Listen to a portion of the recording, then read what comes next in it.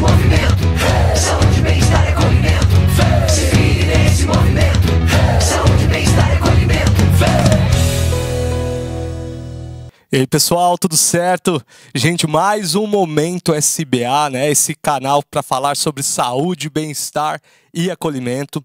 Então hoje, mais uma vez, nós estamos aqui com alguns convidados bem bacanas para conversar com vocês sobre a diabetes, como, né, nos prevenir. Então, cuidados para prevenção da diabetes. Para isso, nós estamos aqui com a Luana, que é nutricionista clínica, e com o Carlos Santiago, que é educador físico e também nutricionista, para a gente abordar esse tema aqui hoje com vocês, né, gente? A gente sabe que a diabetes é uma doença silenciosa, então a gente entende que mais de 40% das pessoas com diabetes não sabem que tem essa doença por, né, não apresentar sintomas muito graves. Então, quando já apresenta o sintoma, é porque a doença já está num estágio um pouco mais avançado. Então, por isso de nós cuidarmos com essa prevenção, e é sobre esse assunto que nós vamos conversar com vocês hoje aqui. Então, sejam bem-vindos. Muito obrigado, Luana, novamente, né? Já esteve conosco, nossa parceira aí. E Carlos, seja bem-vindo também ao nosso Momento SBA aqui da Rede Farmacese. Então, a gente muito se fala sobre a diabetes, a gente já conversa sobre isso, os cuidados, né? Mas nunca é demais a gente manter a população informada, a gente falar sobre esses cuidados, maneiras de prevenir essa doença, porque quando a gente fala em prevenção, nós estamos falando mais ali para diabetes mellitus tipo 2, né? Que a gente consegue ter esse trabalho de prevenção. Então a gente vai falar bastante desses hábitos, né, que nós devemos adquirir aí para prevenir a doença. A gente sabe que tem dados até da OMS que mais de 500 milhões, né, de pessoas no mundo têm diabetes. Se a gente falar do Brasil, assim, mais de 13 milhões da população brasileira, né, quase 7% da população aí brasileira tem diabetes, né, e como eu disse antes, 40% não sabe que tem, por ser uma doença bem silenciosa. E aí, eu queria saber de vocês, assim, começar com a Luana aqui também, Carlos, se me permite, né? Porque, Luana, a gente fala muito, né, que a terapia nutricional é um grande desafio, né, tanto na prevenção quanto no tratamento, né, desse paciente diabético. Como que é para você, assim, na vivência também clínica, e como que você enxerga esse desafio mesmo aí com essa doença quando a gente fala em prevenção? Sim, perfeito. Obrigada, Charles, pelo convite novamente. E é um desafio, realmente, até porque as pessoas encaram mudar a alimentação, mudar os hábitos como uma, assim, prisão na vida delas, né? E eu sempre falo que a gente tem que, muitas vezes, ressignificar a nossa alimentação. Encarar de uma forma leve, de uma forma tranquila, para que essa mudança de hábitos ela seja tranquila. E até porque a alimentação de um paciente diabético é a alimentação mais saudável que tem, né? Uma alimentação super equilibrada. Então, não é uma prisão ter uma alimentação que vai cuidar de um diabetes ou que vai prevenir o diabetes. Só que, infelizmente, os pacientes diabéticos, geralmente, eles são os mais, assim, rebeldes, né? Talvez o Carlos concorde comigo, né? São super rebeldes, mas aos poucos, com consciência e conversa, a gente vai mostrando que existem caminhos, sim, que pode tornar a alimentação bem saudável e bem prazerosa ao mesmo tempo também. E aqui hoje a gente vai conversar um pouco sobre esses mitos, né? Que a alimentação para diabetes, que a gente vai ver que vai ser uma alimentação normal e tranquila, que vai dar certo igual, né? Bem bacana isso que a Luana trouxe. E eu acho que é algo que tem que ser muito conciliado também, né, Carlos, com esse hábito da prática do exercício físico também, né? Você, como educador físico e também nutricionista, consegue ver esse link também dessas duas mudanças que a gente tem que ter, principalmente quando a gente está falando dessa prevenção, né? Para que não venhamos a ter essa doença futuramente, né, cara? Primeiramente, obrigado pelo convite. É sempre bom retornar ao SESI, né? E como foi dito aqui pela colega, existem alguns paradigmas que precisam ser quebrados, né? Então, quando você fala em dieta e atividade física, são duas palavras que não soam muito bem na cabeça das pessoas, né? Primeiro, a gente tem que falar da origem da palavra dieta. Vem do latim disciplina, que é algo também que vai fazer as pessoas saírem da zona de conforto. Então, eu gosto de fazer sempre uma análise histórica do que é o surgimento do diabetes no planeta Terra, porque as pessoas, muitas vezes, que são diabéticas, né, elas não sabem por que elas se tornaram diabéticas, porque ele acontece de forma silenciosa, e quando a pessoa ela está cercada pelo diabetes. O que aconteceu? Nós vivemos 2 grandes guerras no início do século XX. E a indústria de armas ela explodiu para o mundo. De repente, o homem, de tanto guerrear, ele percebeu que ele ia acabar com a raça humana e viu que não é o caminho. Se restabeleceu a ordem e outras indústrias precisaram surgir. E uma delas foi a indústria dos alimentos, né? O advento da mulher sair para a rua e trabalhar, o advento de o mercado de trabalho ser ocupado pela mulher fez com que a família tradicional, que era o homem ir trabalhar fora de casa e a mulher cuidar dos alimentos e da família, mudasse o fiel da balança. Então a mulher começou a ocupar os mesmos cargos do homem e ter a mesma rotina estressante. Só que a mulher ganhou e conquistou o mercado justamente, só que ela não largou as obrigações das suas antepassadas, que é chegar em casa, cuidar do lar, cuidar da família, dar atenção. E isso ocorre até hoje. E o que mudou? Justamente a preparação dos alimentos. É mais praticidade, né? A busca pelo caminho mais curto. Então entrou a indústria do fast food, né? Que até então não tinha uma legislação muito forte. A faculdade de nutrição, e eu posso falar aqui que eu me formei nos anos 90 em educação física, né? E educação física naquela época era curso de malandro, né? Sou da primeira turma de bacharelado e a gente tem que ser sincero. E nutricionista se formava para cuidar de cozinha de hospital. Era esse ponto, não existia nutrição esportiva. E eu tive a oportunidade de fazer uma especialização, a pós-graduação em nutrição esportiva nos Estados Unidos. Foi quando eu descobri que tudo era muito maior do que se imaginava. Foi quando eu comecei a trabalhar com suplementos alimentares em 1993. Eu não sei nem se a colega era nascida, né? Então, o que acontece? As pessoas foram, né, entrando nessa ciranda viciosa, que eu digo que é esse ciclo do açúcar imaginário, porque se demoniza o açúcar em espécie, mas o açúcar que mais causa diabetes é aquele que está embutido e que as pessoas não veem. E eu sempre falo, o genoma humano ele evoluiu nos últimos 20 mil anos sem a presença de saleiro e de açucareiro. Se você pegar aí povos ancestrais e investigar a vida deles, eles comem comida de verdade, como a colega aqui falou, né? Eles não desembalam, eles descascam. E é isso que faz você ver um estudo que aconteceu na Austrália, onde eles pegaram 36 pessoas diabéticas e levaram para conviver com tribos aborígenes. E elas tinham uma curva glicêmica elevadíssima. E passado apenas 3 semanas, aquelas pessoas com os hábitos de vida daqueles índios, adivinham o que aconteceu? Elas deixaram de ser diabéticos. E é isso que eu falo nas minhas palestras. Ser ou estar diabético? Por que você avalia vários exames laboratoriais, por exemplo, como hemoglobina glicada, que é onde você avalia a presença daquela proteína que tira o oxigênio e que faz com que você aumente a sua curva glicêmica. É isso que está acontecendo com as pessoas. Eu vou comer uma pizza de bacon hoje à noite com pimenta, com esse frio que está uma maravilha. Qual é o sensorial do teu paladar? Esse alimento é doce ou salgado? Salgado. Extremamente Né? Salgado. Mas ele tem alto índice Glicêmico. Então você come uma carga de açúcar elevada antes de dormir. Aí você pede uma sobremesa, um sorvete. Qual é o sensorial desse alimento? Doce. Doce. Mas ele é rico em quê? Sódio. Então você, de graça, você está arrumando 2 problemas, o diabetes e a hipertensão. E é essa ciranda que eu gostaria de debater aqui hoje, porque as pessoas elas não sabem para onde vão, porque elas buscam pelo prático, né? Conversar com um nutricionista é chato. Ah, esse cara vai dizer para mim, ou essa senhora vai dizer para mim o que eu tenho que comer, isso é chato, né? E é por isso que eu tenho uma filosofia de a gente tentar buscar atalhos, sem intervir demais na vida das pessoas, né? Orientando e dizendo, olha, o caminho é esse. Até porque, como ela falou muito bem, o diabético ele não é disciplinado. Ele quer a zona de conforto. Quando ele vai no médico e descobre que é diabético, ele recebe lá a prescrição de um medicamento que todo mundo conhece, metformina. Qual diabético que usa metformina que você conhece que deixou de comer bolo, que deixou de comer açúcar? E qual é a principal recomendação que ele deveria ter? Olha, você vai comer doce uma vez por mês.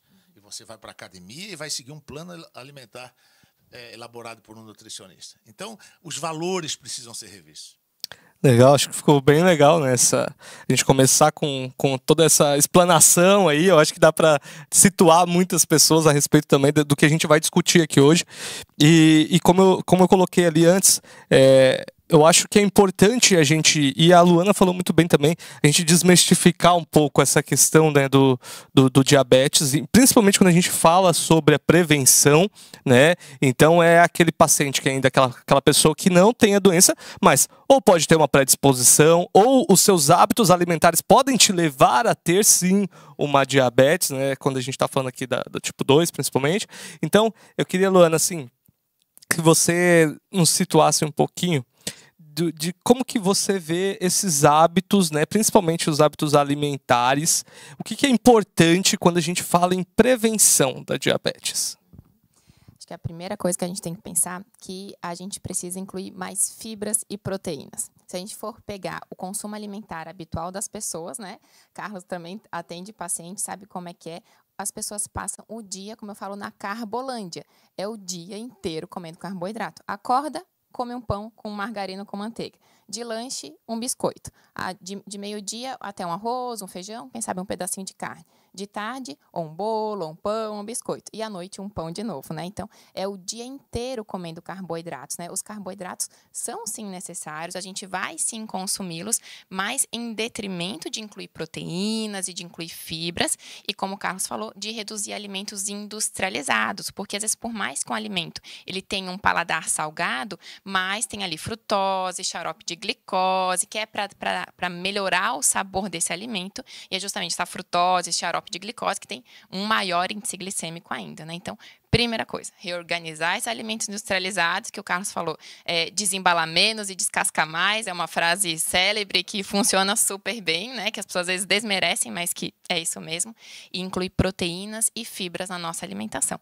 Então, por exemplo, começar o dia no café da manhã, vai comer um pão? Beleza, mas quem sabe a gente bota um ovo acrescenta um ovo nesse pão, ou a gente utiliza um suplemento de proteína, dependendo do caso, acrescenta uma fruta de menor índice glicêmico, como sabe, um morango, um kiwi, uma tangerina, um melão, a gente tem várias opções, né? Então, essas combinações na refeição também são super importantes para que a gente tenha proteínas, fibras e uma refeição de menor índice glicêmico. E o nutricionista, ele vai justamente ajudar nisso, para achar quais refeições, quais combinações servirão para ti, respeitando a tua rotina, respeitando as tuas necessidades, o teu paladar também, para que fique fácil, para que fique viável, mas para que a gente tenha uma redução de glicose, porque o Carlos falou, é seguir a alimentação e um exercício físico que a tua glicose vai baixar. Eu tenho pacientes que chegam com a hemoglobina glicada, que o ideal, né, que a gente fala até 5,6, hemoglobina glicada de 6,9. Em 3 meses, eles vão para 5,5, para 5,4.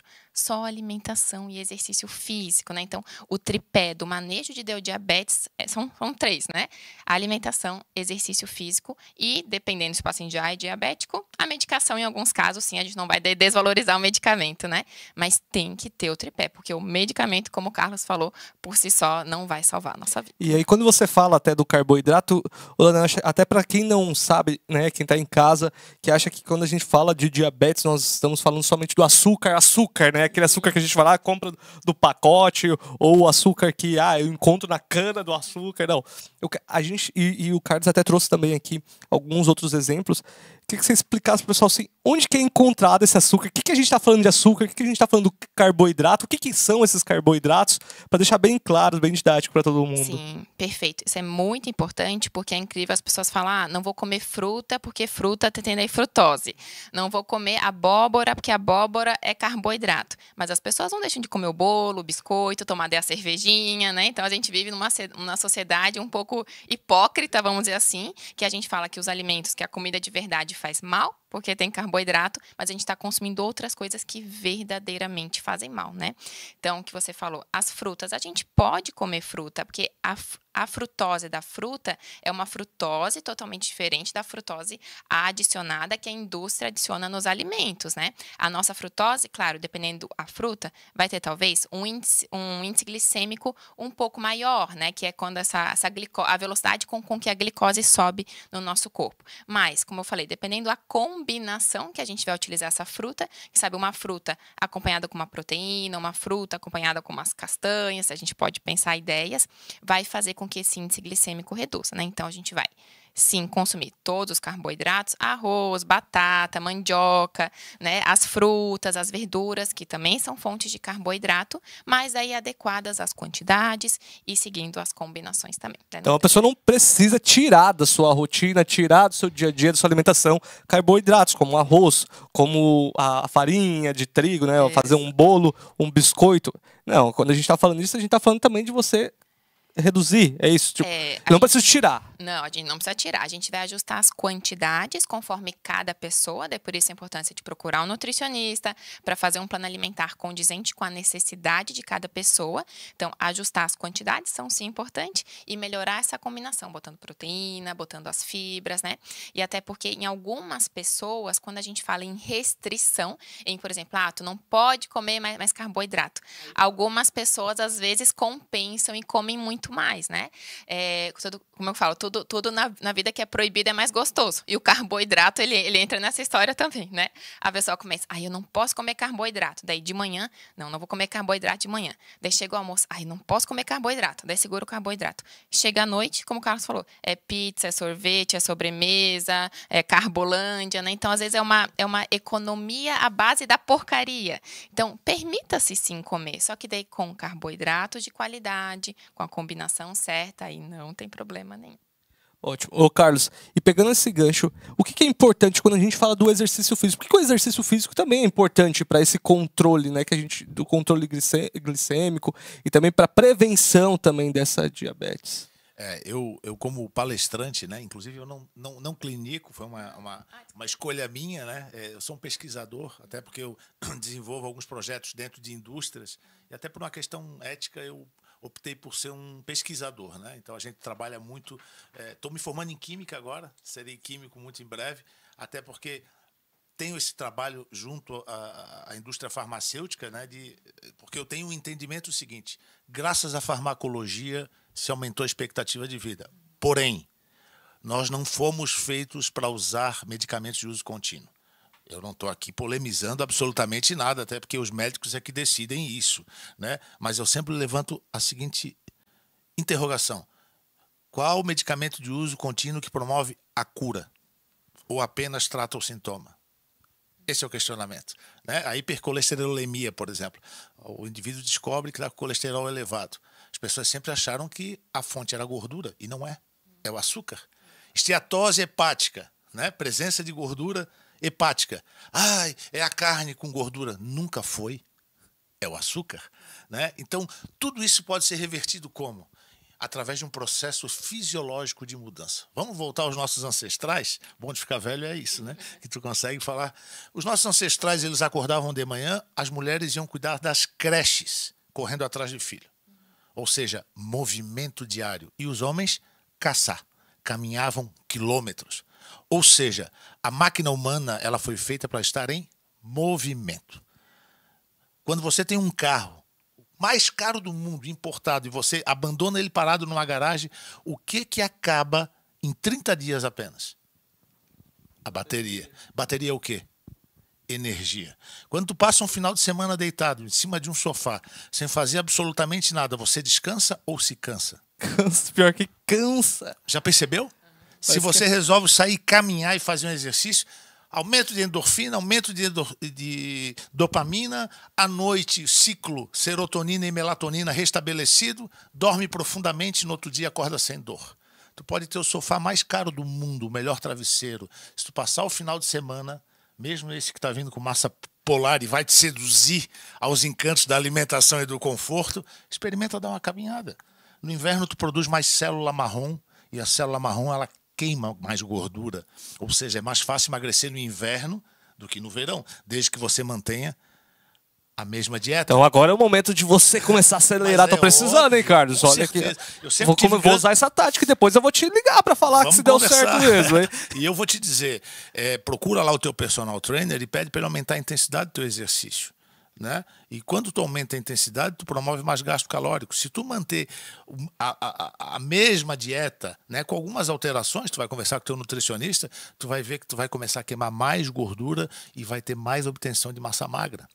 Então, o que eu digo é o seguinte, voltando aos nossos ancestrais, quando você tem um metabolismo ativo, Primeiro, você tem um sistema imunológico mais eficiente. Você não é mais tão facilmente acometido por doenças. Né? A última vez que eu fiquei doente foi no Covid. Né? A minha filha mais velha esse dia perguntou para mim, pai, eu não lembro de ti, ela tem 17 anos, doente. E é raro eu ficar doente, porque pelo padrão alimentar, de atividade física e de suplementos alimentares, que eu acho que é uma coisa que a gente precisa conversar aqui também. Né? Que suplementos é uma forma de você repor justamente essa farra alimentar que está aí. E graças a Deus, porque eu comecei a fazer a faculdade de nutrição muito tempo atrás, a suplementação ela era demonizada no ambiente nutricional. E hoje o nutricionista vê a suplementação como um grande aliado, uma forma de você colocar dentro do padrão alimentar daquele indivíduo que não se alimenta bem, né, macronutrientes, como, por exemplo, um whey protein. Né? As pessoas às vezes falam, mas eu comi 100 gramas de frango. Pessoal, 100 gramas de frango tem em torno de 27 gramas de proteína. Por que uma das doenças que mais acometem os idosos hoje, além do diabetes, é a sarcopenia, que é o aumento progressivo da perda da força e do volume muscular. É quando o idoso começa a perder glúteo, quadríceps. Só existem duas formas de você corrigir isso: musculação e boa alimentação. Principalmente proteína. Eu sou meio polêmico, viu, minha amiga? E eu discuto muito a pirâmide nutricional. Eu acho que ela tem uma base no carboidrato exagerada, é a minha visão. Eu sempre digo que se você for em qualquer buffet aqui da região, você vai ver, desculpe o termo, uma orgia de carboidratos. A Carbolândia. Exatamente, você é mais bonito o teu nome. Né? Você tem aí 5, 6 opções de carboidratos num prato e o indivíduo vai correr o quê? Uma maratona à tarde? Vai fazer um estoque de glicogênio para quê? Se você não vai fazer absolutamente nada, vai ficar na frente do computador. E muitas vezes, um pedacinho de frango. Você precisa da proteína porque ela é sacietógena. Ela, primeiramente, tira a tua fome. Você tem mais tempo de saciedade. Você precisa de boas gorduras, como a colega colocou muito bem. Né? E você não precisa desse excesso de carboidratos. Veja bem, o cérebro não funciona sem glicose. Sou descendente italiano, adoro uma massa. O problema são os excessos e hoje é muito fácil você aumentar a ingestão de açúcar sem enxergar. Né? Falamos aqui do carboidrato pela manhã. Eu sou um adepto do jejum intermitente. Acho que a gente se liga aos ancestrais, o cérebro funciona melhor. Esse é um tema até que eu sugiro aqui para um próximo encontro, falar só de jejum intermitente. Mas de manhã, como eu gosto de treinar de manhã, eu não consigo, muitas vezes, ficar em jejum. Então, eu preciso do carboidrato. Né? Vou lá e pego um pão. As pessoas se iludem que o pão integral é a melhor escolha. Sim, ele contém fibras, mas ele tem muito açúcar. Qual a forma de eu baixar a carga glicêmica desse pão? Simples, ovos em cima do pão. Né? Você deixa aquela digestão mais lenta e você está fazendo já uma base alimentar para o dia. Eu digo que os ovos talvez sejam a melhor fonte de proteína, né, em disponibilidade, de fácil acesso. O whey protein, que antes era taxado como o alimento dos atletas, hoje você tem uma pessoa idosa, ela fazer uma dose de whey protein, claro que o nutricionista é que vai determinar isso, ao longo de um dia é muito comum. Né? O que se fala de creatina nas redes sociais hoje, sem sair do foco do diabetes, até usando creatina para o tratamento do diabetes, né? Eu tenho um livro de 1986 que todas essas novidades que estão colocando aí, né, já era falado, só que era proibido. A creatina nos anos 2000 foi tratada como esteroide anabolizante. Foi proibida a comercialização. E o que eu falo de magnésio para os meus amigos, talvez daqui a 10 anos vai poder se falar também abertamente. Ninguém fala de coenzima Q10, que é um suplemento fantástico, com multi-ações, que na minha visão deveria ser chamado de vitamina Q10. Né? Então, tudo isso está à nossa disposição e, às vezes, falta informação. Né? Porque daí entra uma outra questão, que é a questão social. Não é qualquer pessoa que tem condição de pagar um médico e ainda depois um nutricionista, ainda depois um personal trainer. Esse seria o cenário ideal. Graças a Deus, a rede social do bem, né? Do bem, quando eu falo bem direcionada por profissionais responsáveis, né, direciona para que as pessoas possam ter boas condutas. Mas tudo isso só será válido se você tiver um metabolismo verdadeiramente ativo. E o que é um metabolismo verdadeiramente ativo? É aquele que está pronto para o dia a dia. É quando... Me desculpa, qual é a tua idade? 32. 32. Carinha de 45. Eu ia dizer de Acho 22. que é falta de exercício. Hoje, tu olha para um bujão de gás sem problema nenhum. Tu simplesmente lança a mão dele, bota nas costas e leva. Daqui a 10 anos, tu vai pensar 2 vezes antes de pegar um bujão de gás. E talvez daqui a 20 tu não pegue mais um bujão de gás na mão. Mas por que o exemplo do bujão de gás? Porque tu fica sem gás normalmente no final de semana e não tem ninguém para te ajudar e tu precisa ter força naquela hora. Hoje, descer um lance de escadas com 32 anos para ti, você age por instinto. Aos 52 e 62, talvez você não tenha nem coragem de descer esse lance de escadas. E só existe uma maneira de você conseguir isso. É ter membros inferiores fortalecidos. Porém, eles precisam estar alimentados. Então, essa associação, e a minha formação ela se baseia em cima disso, de atividade física e nutrição, não tem como ser separado. Todo nutricionista bom, ele vai recomendar um educador físico. E todo educador físico responsável, ele vai recomendar um nutricionista. Então, você não precisa passar fome, você não vai comer só pasto, desculpa aqui o termo, né? Você vai aprender a equilibrar a sua alimentação para nutrir o seu corpo e deixar ele mais apto e com vontade de fazer atividade física. Porque se eu vou na sexta-feira à noite e vou para uma pizzaria, nada contra a pizzaria, mas já tenho um metabolismo lento, no outro dia de manhã eu vou estar de ressaca, com vontade de comer mais doce, sem vontade nenhuma de sair da cama. Ao contrário de você fazer a sua última refeição às 7 da noite e só for se alimentar depois de 12 ou 14 horas, vai acordar em estados de alerta, vai fazer uma alimentação equilibrada e aquilo já vai te dar saciedade e você vai ter vontade de quê? De se movimentar, de fazer exercício físico. E eu sempre digo, passou dos 30 anos, a modalidade que eu considero soberana para que você possa ter boas respostas de aptidão para o dia a dia, na minha visão, é a musculação. Musculação com aeróbico pós-treino. Eu diria que a fórmula ideal para o envelhecimento saudável. Lembrando, a partir dos 30 anos você já começa a envelhecer. E existem estudos da OMS hoje que a partir dos 24 essa nova geração já está envelhecendo. Inclusive com diminuição do tamanho do cérebro a partir dos 24 anos de idade. Ou seja, é reversível? É. Diabetes é uma doença nutricional e ela pode desaparecer do seu quadro clínico, desde que você respeite esses parâmetros que foram falados até agora.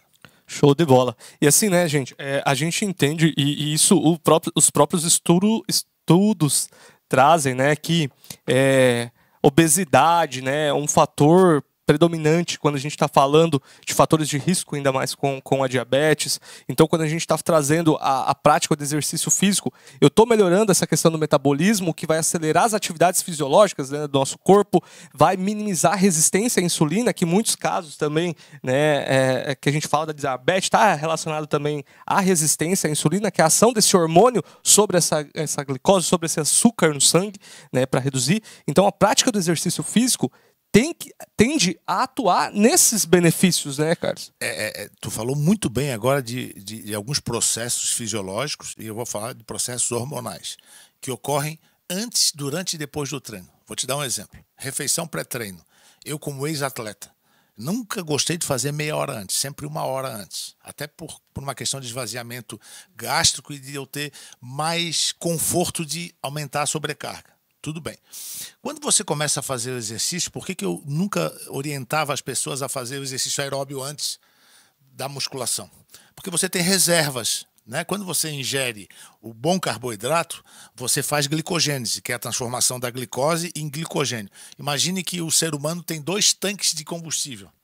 Um é muscular, que é justamente o que faz você produzir insulina e levar o açúcar para dentro dos músculos, então você tem glicogênio muscular, e outro é o glicogênio hepático, que é um tanque extra para nos momentos de hipoglicemia você fazer a glicogenólise, que é ir lá e buscar isso e transformar em açúcar de novo.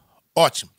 Quando você faz o exercício, você inibe a produção de insulina, isso já é bom. Você baixa os níveis de insulina e aí teu pâncreas vai produzir um outro hormônio chamado glucagon, que é importante para a queima de gordura. Quando você chega no final do treino, teus níveis glicêmicos já estão baixos. E aí você começa a estimular o quê?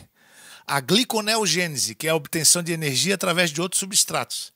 E aí você promove queima de gordura. Você vai para a esteira e começa a promover essa queima de gordura. Quando você termina o treino, Aí é que eu digo que talvez seja uma das principais refeições do dia, que é quando você vai pegar o seu whey protein com a creatina, vai comer lá uma fruta, um outro tipo de carboidrato, você estimula o que eu chamo a insulina do bem, que é aquela que vai pegar todos esses nutrientes e vai levar para onde? Para dentro dos músculos. E é aí que começa a grande transformação. Por isso que a atividade física não é 2, 3 vezes por semana, é de 5 a 6. Porque os nossos antepassados eles tinham problemas para resolver todos os dias, né? E aí a gente, por tanto trabalhar e morrer de exaustão, quis transformar o domingo, né, de domingo a domingo. Então você hoje opta pelo conforto. Todas as comemorações que eu conheço, vão comemorar o teu aniversário, vão comemorar uma promoção, são feitas aonde?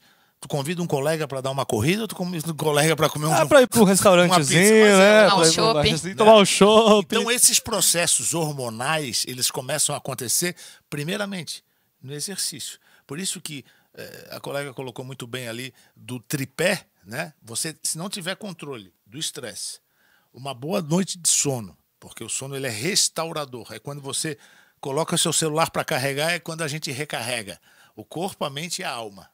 Então, dormir bem é fundamental. E você ter esse controle sobre a alimentação e o compromisso.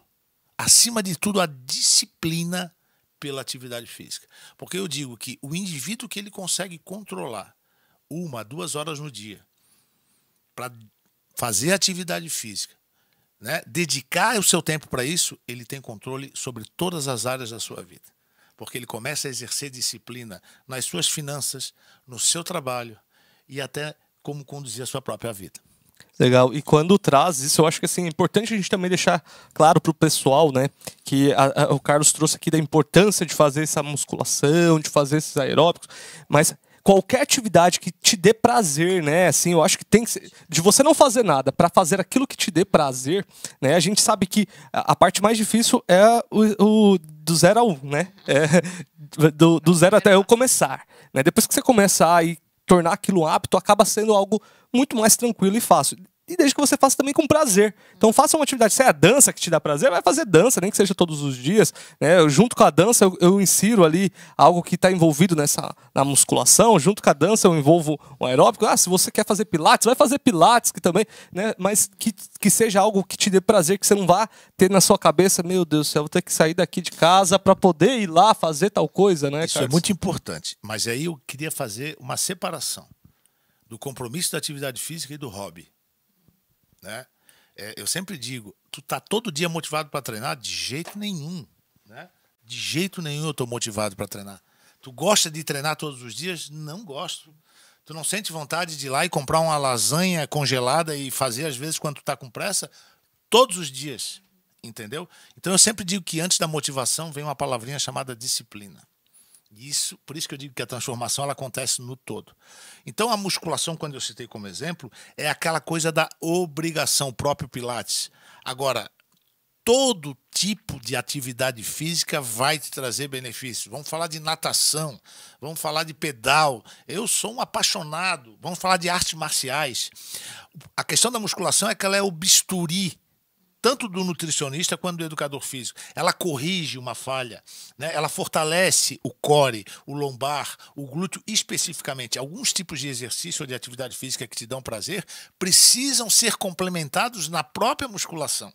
Entende? Então, é importantíssimo você tentar desenvolver, e aí eu digo que talvez seja um desafio um pouco maior, esse compromisso da obrigação de todos os dias, né, de fazer atividade física, e também de desenvolver um hobby. Agora eu vou jogar tênis. Ali está o prazer.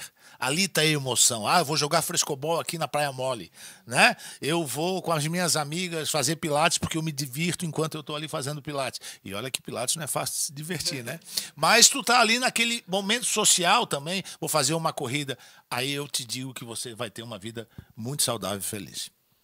Ótimo. É algo que realmente, para quem não tem o hábito, é um desafio, né, muito grande, eu acho que essa questão. E vale a gente também colocar a importância também de que, se você não tem condições de ir pagar para um personal, pagar uma academia, tem vários exercícios que você consegue fazer ou na sua casa, né, com o que você tem lá, mas que não deixe de fazer, principalmente quando a gente está falando dessas prevenção da diabetes, ou até mesmo para própria diabetes, para quem tem diabetes, fazer em casa esses exercícios que o Carlos trouxe aqui, que a musculação é algo importante, principalmente também para esse tipo de clínica, né?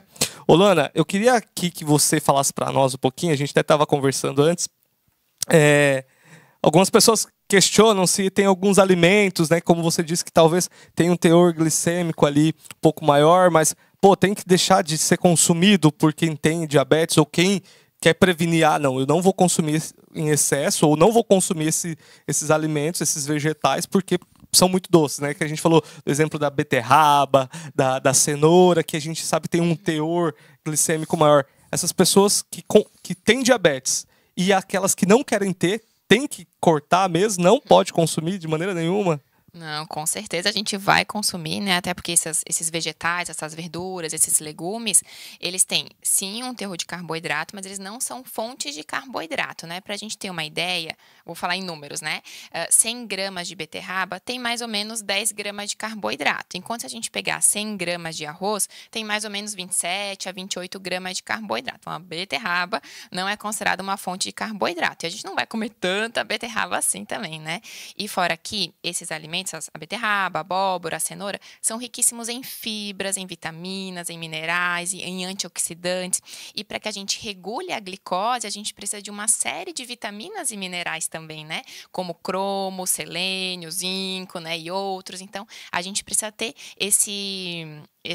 essas vitaminas, esses minerais de uma forma completa no corpo. Então, o que a gente não vai restringir são legumes, verduras e saladas por causa das vitaminas e por causa das fibras, né? Se a gente for pensar em linhas gerais e bem assim, basicamente, essas fibras de verduras e legumes têm um grande poder de funcionar como se fosse uma vassourinha no nosso corpo, a gente fala, né? Que pega esse excesso de glicose, né? E joga embora lá no intestino para que a gente não consiga absorver tanta glicose. Então, de uma maneira bem assim simplista, né? Então, essas fibras vão nos ajudar a reduzir a glicose também. Então, verdura, legume, vegetais, a gente come sim, não tem problema. Cuidar com esses outros carboidratos e com esses excessos, que isso vai nos prejudicar. Às vezes você pega, por exemplo, alguns alimentos, tem lá no rótulo assim, suco, por exemplo, né? Não contém adicionais de açúcar. Quando fala não contém adicionais de açúcar, não significa que não tenha açúcar ali naquele produto, né? Sim, é que daí vai ter o carboidrato do próprio alimento. Por exemplo, se a gente pegar um suco de uva integral, a indústria não acrescentou açúcar, mas vai ter o açúcar, o carboidrato do próprio alimento. Já é melhor? Já é melhor. Não vai ter um açúcar adicionado. Mas mesmo assim, cuidar a quantidade. Por exemplo, um suco de uva integral, ele vai ter os benefícios de ter resveratrol, antioxidante, mas é um alimento de alto índice glicêmico. Então, não chegar no meio da tarde, do nada, vou tomar um copão de suco de uva integral. Então, cuidar a quantidade, cuidar a combinação, que esse sim é o X da questão.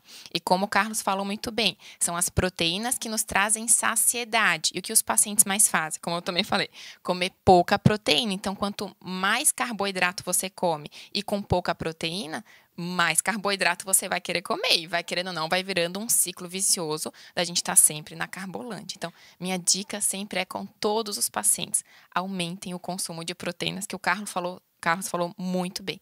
Tem que ter proteína na alimentação, pelo menos de 3 a 4 refeições por dia que contenham proteínas, porque senão a gente não consegue dar volta, daí não vai ganhar massa muscular, não vai ficar saciado, como eu falo, vai ficar capivara raivosa, porque está sempre querendo carboidrato doce, e a gente vai ter uma queda de imunidade, a gente vai ter pouca disposição física, porque não está consumindo proteínas, né?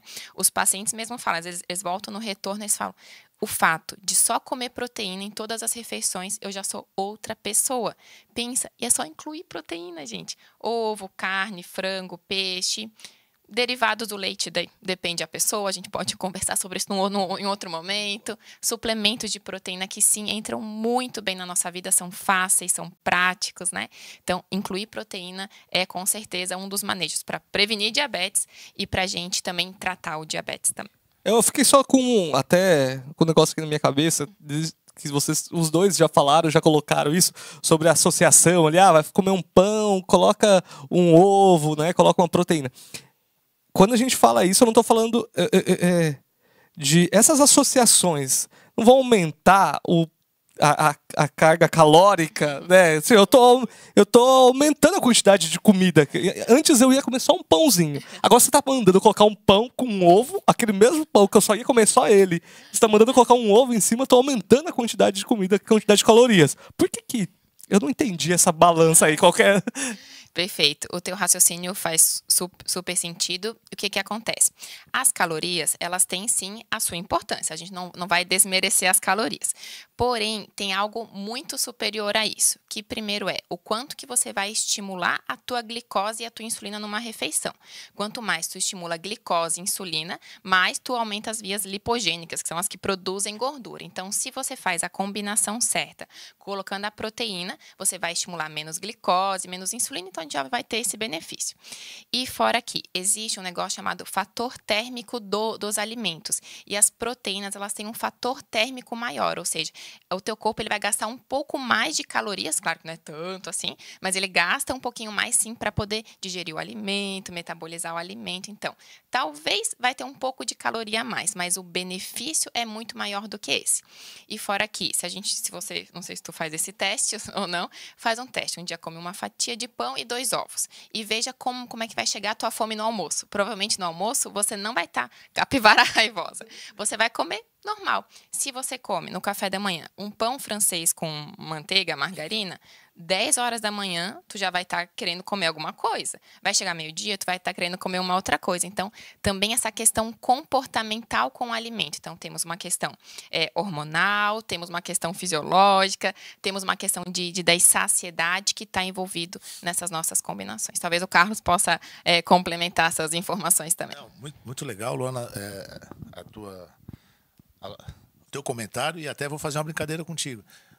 Olhando dentro dos meus olhos, tu ia comer um pãozinho só? De verdade? Eu Boa. acho que não. É verdade. Eu como de manhã um pão de queijo, pra não falar que eu não como. Eu como um pão de queijo assim. O ovo ele vai te tirar a vontade de comer o segundo Exatamente. pão. Entende? E além de melhorar o sensorial do paladar, né? E é o que a Luana falou muito bem, né? Glicemia é uma coisa, alto índice glicêmico é uma coisa, calorias são outras, né? E o emagrecimento, eu sou da escola antiga. Quer emagrecer é cálculo, ciência exata, déficit calórico. Né?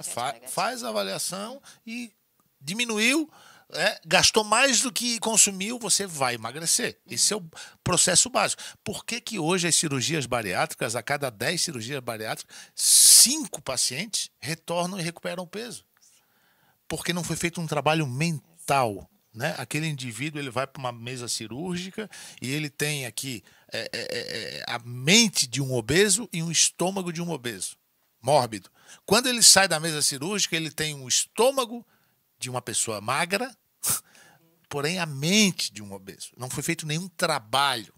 Né? E aí entra uma outra área, né, de um nutricionista especializado, quem sabe até de um psicólogo, até mesmo um psiquiatra, né, para fazer uma intervenção medicamentosa. Muitas vezes é necessário, né, porque colegas meus especializados nessa área, médicos, né, falam que todo o obeso mórbido ele tem uma compulsão. E, normalmente, quando ele perde a compulsão pelo alimento, ele direciona para outros tipos de compulsão. Drogas, jogos, né? E quando ele quer continuar com o alimento, ele vai no fácil. Então, muitos pacientes tomando latas e latas de leite condensado para suprir aquela necessidade do calor, né? Sentiu exatamente, né? Viciado em dopamina. Eu sempre digo o seguinte: quer iniciar um processo de emagrecimento, faz um simples ajuste. Né? Sabe aquele indivíduo que tomava aquele vinho doce de colônia e de repente ele é apresentado a um bom vinho? O que acontece? Ele gosta do vinho seco e ele vai evoluindo o paladar dele. Quando ele vê, ele começou a tomar vinho de R$10 e ele já está tomando vinho de R$100, porque ele vai evoluindo e ele nunca mais consegue tomar aquele vinho doce. Tira o açúcar do café. Primeiro passo. Né? As pessoas acham que são viciadas em café ou dependentes de café.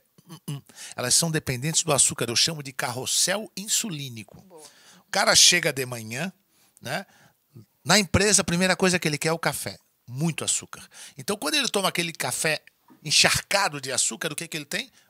Um pico gigante de açúcar no sangue. Ele tem que produzir uma onda de insulina. O que essa insulina faz? Baixa imediatamente os níveis de açúcar. Ele ainda é saudável. Porém, a insulina permanece alta. Qual é o sensorial que esse indivíduo tem em 2 horas? Hipoglicemia. O cérebro não está funcionando, ele já está cansado, está faltando oxigênio, e aí ele lembra que é o café que salva a vida dele. O que ele faz? Mais café com açúcar, mais insulina, mais hipoglicemia. E assim ele passa o dia inteiro nessa dependência.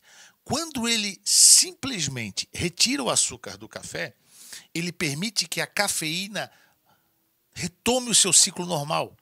A cafeína, quando ingerida, ela vai te dar uma meia-vida de energia e disposição de 4 até 6 horas. Agora, quando você bota o açúcar no café, você corta esse efeito para 1 hora. Então você precisa, além do café que em excesso é extremamente prejudicial à saúde, você está totalmente dependendo do açúcar. Né? E aí eu vou agora copiar e colar o teu termo, que eu achei fantástico, Carbolândia. Eu vou associar nas minhas palestras a Cracolândia. Tá? Porque existe um estudo muito antigo de ratos que foram submetidos ao consumo de água com cocaína e água com açúcar. Passado 30 dias, misturaram os 2 grupos de ratos no mesmo ambiente e adivinha onde todos os ratos passaram a beber apenas aquela água depois de 15 dias no mesmo ambiente? Do açúcar. Água com açúcar. Ou seja, a médio e longo prazo, o açúcar vicia mais do que a própria cocaína. Agora, falando para as mães que nos assistem, você seria capaz de dar cocaína para o seu filho? Jamais. Mas açúcar você dá todos os dias. Não generalizando, mas às vezes no fácil, no miojo, misturado com a salsicha e por aí vai. É bem isso mesmo. Agora eu vou ler umas perguntas aqui, até a gente recebeu umas perguntas no tempo que a gente tem. Antes, né, eu lembro, a Luana falou um negócio que me despertou um insight aqui, que quando a gente tira, lá, você falou lá no início da nossa conversa, quando a gente tira, a gente faz com que as pessoas queiram comer mais, né? Eu lembro que quando eu comecei um processo de adaptação nutricional aí, né, de reavaliação da minha alimentação, a médica, a nutricionista, ela não cortou nada. Mas eu falei, cara, por conta, eu quis fazer minha própria dieta, né? Falei, vou cortar o açúcar geral. E cortei. Só que eu cortava assim, o chocolate eu não comia. Não. Ela falava, pode comer ali os 70 e tal, você come um quadradinho e tal. Eu não queria comer nada. Eu chegava lá, eu vou comer só fruta. Comia um pote de uva inteiro. Comia toda hora eu queria comer alguma coisa doce para saciar aquela vontade que teria matado com chocolatina. Então a gente tem que cuidar muito, realmente, quando a gente fala e a gente restringe as coisas, né? Exatamente, isso é o que eu falei. A economia, a base da porcaria, né? A gente às vezes só acaba trocando ou compensando em alguma outra coisa, né? Então essas restrições, elas são muito, sim, perigosas. Até porque às vezes os pacientes querem ter resultados muito rápidos, né? Mas o que vale é o teu processo, é o teu caminho, não é o teu resultado final. A gente quer sim ter um resultado legal, mas a gente tem que aprender a curtir o processo, aprender a, tipo, igual o Carlos falou, aprender a gostar de ir na academia, gostar de fazer o treino. Às vezes a gente não quer, mas a gente sabe do benefício. Então, nunca pensar no prazer, no benefício daquele momento. Pensar sempre no prazer e no benefício a médio e longo prazo, né? Então, quando a gente encara de uma forma diferente, que a gente vai sim comer um chocolatinho e vai daí ficar feliz e vai ser suficiente, que a gente pode sim ir na academia e ficar feliz, né? Quando a gente vai ressignificando essas coisas no nosso cérebro, esse caminho, ele fica mais leve, né? Então, sem restrições, gente, porque restrição, sim, claro que não vamos generalizar, porque em alguns momentos talvez uma restrição vai ser necessária, né? Mas a restrição dificilmente dá certo, ela não é sustentável, né? O proibido é mais gostoso, né? Sim. Então nós temos um exemplo desse lá no início da Bíblia, né? Tudo era permitido, menos a maçã.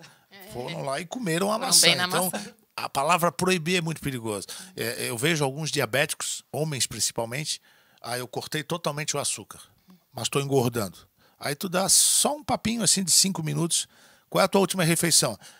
4 maçãs, 3 laranjas, 2 cachos de uva e meio litro de suco. Gente, o açúcar está dentro da fruta também.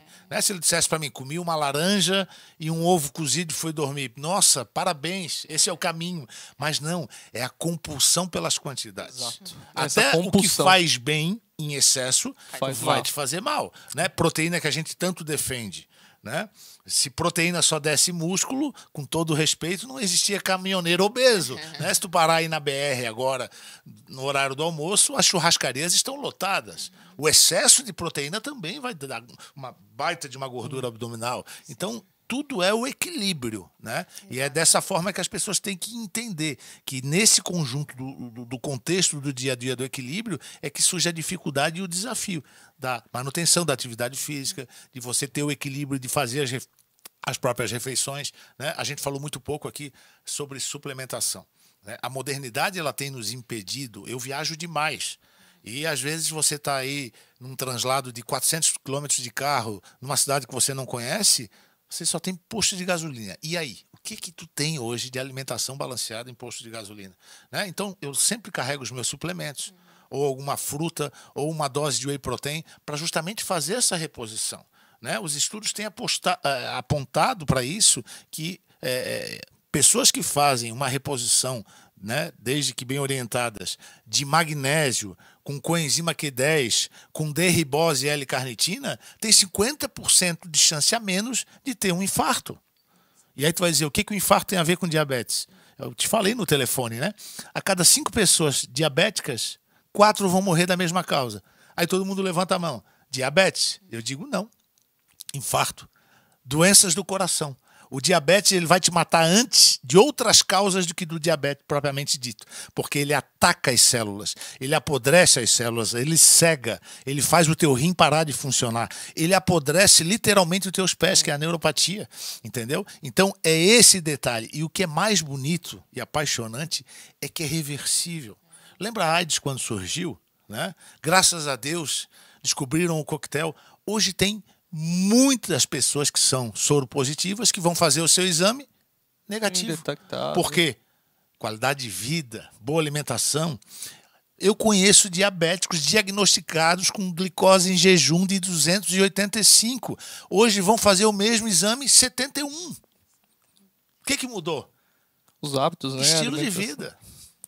E até pegando um gancho, eu vou até a primeira pergunta aqui que nos trouxeram, vou até pedir para o pessoal colocar aí. A primeira pergunta da Ana era se o doce também, né, aumenta a pressão arterial ali, ou se é somente a gente só está falando da diabetes. Então fica aberto aí para vocês, se vocês quiserem comentar também se o consumo do doce, do açúcar, né, de carboidratos, faz com que aumente ou não a pressão arterial. Sim, com certeza, né? Primeira questão, porque o excesso de açúcar, ele vai gerar vasoconstrição nos vasos, então isso acaba que aumenta a nossa pressão também. E fora que esse excesso de açúcar vai levar a gente à obesidade, à síndrome metabólica, né? Então, por outros caminhos também levará ao aumento da pressão, né? Como o Carlos falou, o açúcar não é apenas a questão do diabetes. O açúcar é a questão de gordura no fígado, colesterol alto, né? Então, esse açúcar excessivo, sim, pode aumentar a nossa pressão. Até o enrijecimento desses vasos, né? Que faz com que também, a Luna falou, junto com a vasoconstrição, faz com que aumente essa pressão arterial. E aí tu imagina, associado ao excesso de açúcar, hoje você tem o cálcio embutido em todos os alimentos. Excesso de cálcio. Né? Um baixo consumo de magnésio. A gente tinha muito magnésio na alimentação, no tempo em que a gente tinha horta em casa e adubava aquela horta com fezes de animais. Ali você tinha realmente o magnésio reposto no solo. Até as próprias fezes humanas enriqueciam o solo com magnésio. Hoje, com a evolução da humanidade, aí, né, foi tirado praticamente as fezes do adubo. E aí o que acontece? Baixa concentração de magnésio no alimento. Vamos falar de coração. O que é responsável pela contração muscular? Qual o mineral? Cálcio. E pelo relaxamento? Magnésio. Então você tem a presença do cálcio, né, atacando ali a parede do endotélio nas artérias, e aí você começa uma calcificação, desenvolvendo uma outra doença chamada arteriosclerose. Né? E aí a gente já sabe que os estudos hoje têm apontado, né, que obviamente o cardiologista e o nutricionista especializado, que se você faz aí uma reposição de vitamina D3 com K2, que é a famosa limpadora de artéria, você já faz uma prevenção desse processo.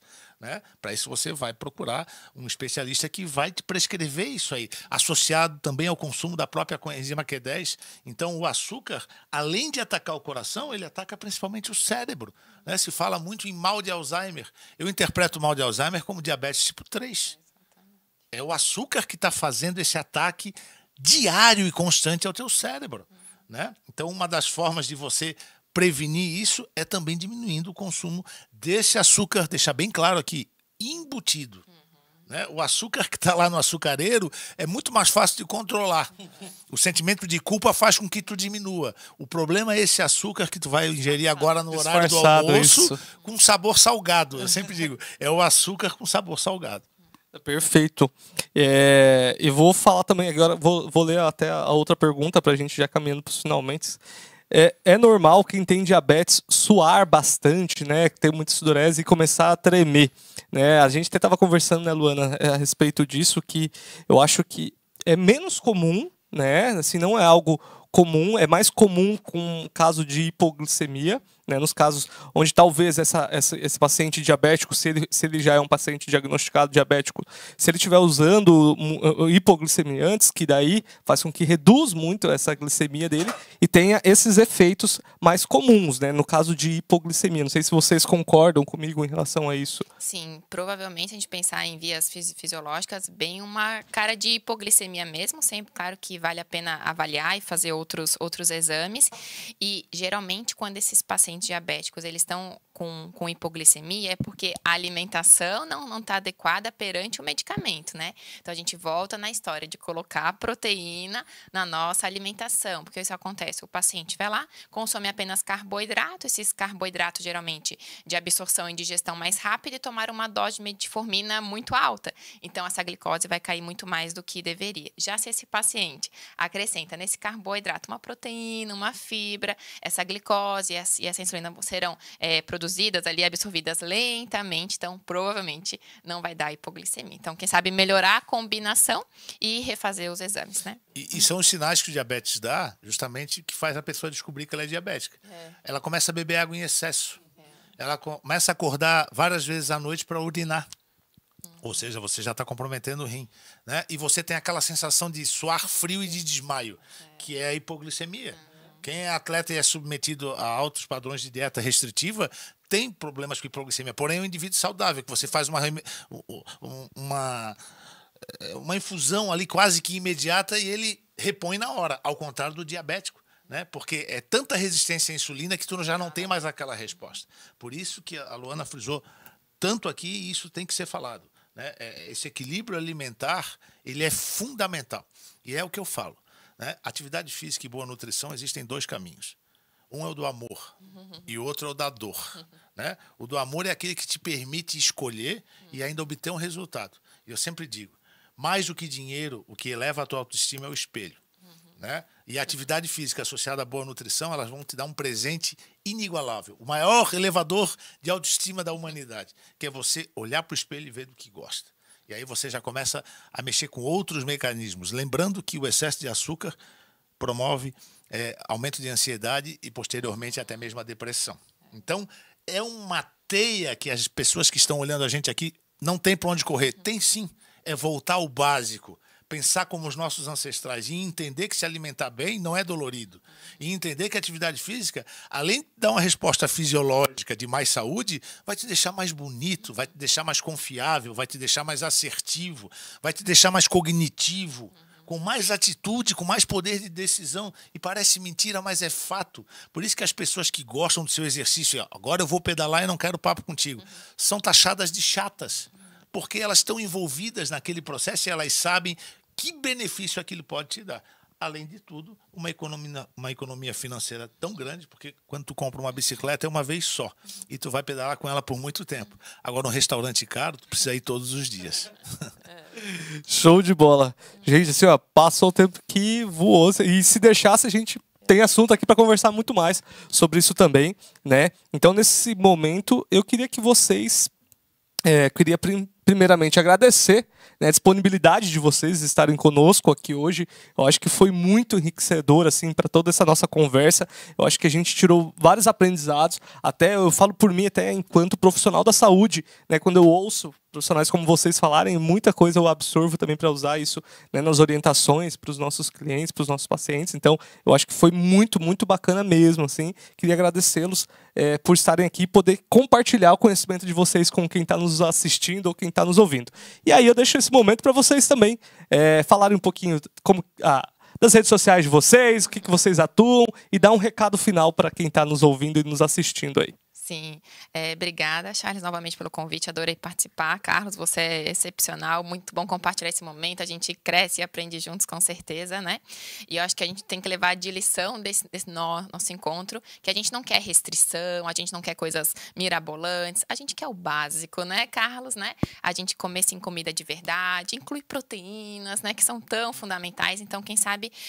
peguem um papel, anotem ali o que vocês estão comendo em cada refeição e vejam o que você está botando de proteína realmente. Porque, às vezes, quando a gente faz essa autoanálise, a gente percebe que a gente realmente está botando pouca proteína nas nossas refeições, né? Então, fica, eu acho que isso de aprendizado principal, se a gente for pensar em nutrição nesse momento. E até porque é o que a gente mais vê na prática clínica também. E para quem quiser me conhecer um pouquinho mais, saber do meu trabalho, meu Instagram é @nutri.luana. Vai ser um prazer ter vocês por lá para a gente continuar compartilhando conhecimento de qualidade também.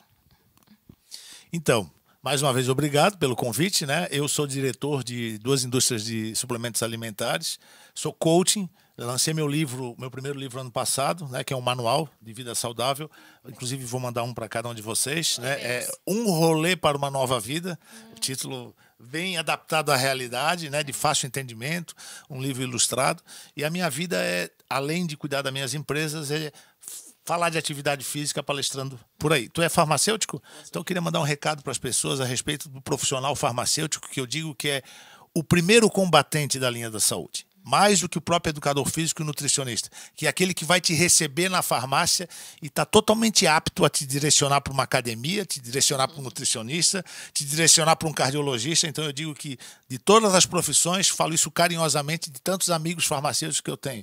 O farmacêutico é o grande responsável, é o olheiro, é o soldado do campo de batalha que está lá para dizer assim, ó, vai lá, não, vai aqui. Então procurar também não só o nutricionista, o educador físico, mas também um farmacêutico para te direcionar para o caminho certo, né? Eu quero encerrar minha participação aqui com uma frase que eu falo em todas as minhas palavras, né?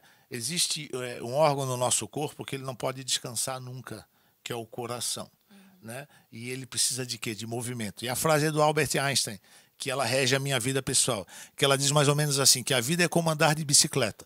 Mantenha sempre o movimento e você jamais perderá o equilíbrio. Ou seja, quem está em movimento tem equilíbrio para todas as coisas. Show de bola, né, gente? Vocês são incríveis. Pessoal que está nos assistindo aí, né, pelo YouTube, também não deixem de compartilhar, de nos seguir, né, de se inscrever no nosso canal aí, divulgar as nossas publicações. Sigam os nossos convidados, eu acho que vocês têm muito a aprender com eles aí. E também, né, gente, nós estamos no Spotify. Lá no Spotify tem Momento SBA. Não deixem também de nos ouvir lá no Spotify, que a gente tem todos os nossos programas lá gravados. Carlos? Eu esqueci do meu Instagram. Fala seu Instagram pra galera. O Instagram é @SantiagoCoachOficial. @SantiagoCoach. Nós vamos deixar o contato dos nossos convidados também na nossa página do Instagram, ali na legenda, vocês vão no Instagram e no YouTube, nós vamos deixar o contato desses nossos convidados para vocês também segui-los. E nós também lá no site farmacese.com.br, lá nós temos o nosso blog com várias informações, nós temos lá o canal de Fale com Farmacêutico, onde você pode falar com a gente a todo momento. Então, sempre levando para vocês saúde, bem-estar através do nosso acolhimento. Porque vocês sabem, né, gente, que se precisar, é só chamar. Se inspire nesse movimento, saúde, bem-estar e acolhimento. Se inspire nesse movimento.